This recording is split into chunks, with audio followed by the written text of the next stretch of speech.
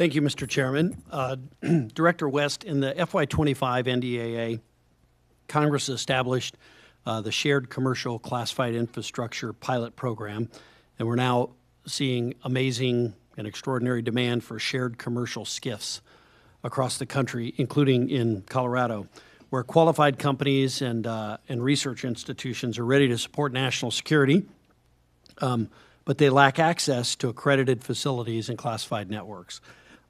Under your leadership, I think this program appears to be gaining real momentum, with potential sites being actively evaluated, prioritized, and resourced, including in my district of Colorado Springs.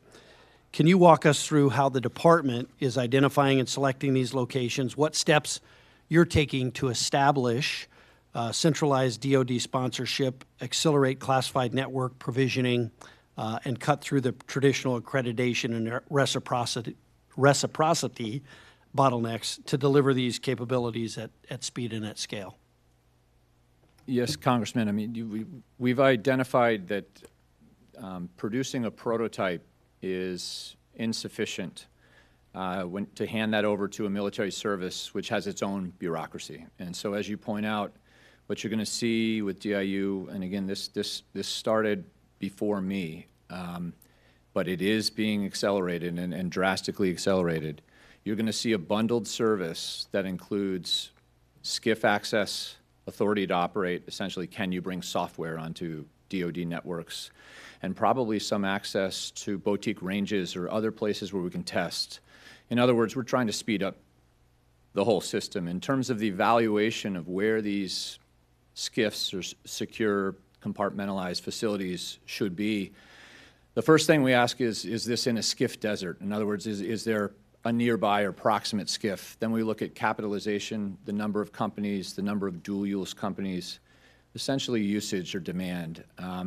And we see a lot of demand. And so the list keeps growing, but I think you're going to see this happen fairly quickly. As you said, there's wide department interest for many things like this under Secretary Hegseth, who has directed us to just cut through a lot of the bureaucracy, organize quickly. So this includes DIA, DCSA, ANS. There is large cooperation, and I think the underpinning is speed. Yeah, this is such a barrier, particularly to smaller companies, to even entry into the market. So anything we could do, and I appreciate your leadership on that. Secretary Michael, last year DARPA terminated the DRACO program, our primary effort to field nuclear thermal propulsion. NTP would be a game-changing technology to give the United States a leg up in the rapidly changing battlefield of on-orbit warfare. At the same time, the Space Force and Space Command continue to tell Congress that they need more tools to support dynamic space operations, including in-space mobility. And General Saltzman's demand signals are pretty clear. The Joint Force needs the ability to maneuver satellites without the massive fuel penalties inherent to a chemical propulsion. At the same time, the CCP is aggressively pursuing its plan to field an NTP spacecraft in the next decade.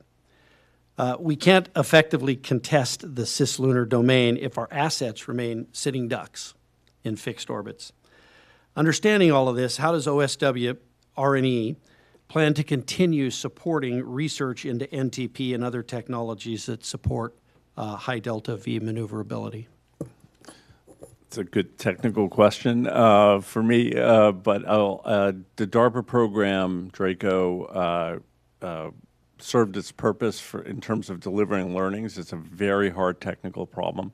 The President's issued an executive order compelling the whole government to figure out nuclear propulsion in space, and the lead for that is NASA. So we're transferring the learnings from DARPA to NASA, and then going to be working with NASA, the Department of War, for nuclear propulsion in space, given the importance in the cislunar atmosphere. Okay. I have several other questions, but I would go over my time if I did that, so I'm going to go ahead and yield back, Mr. Chairman. Thank you.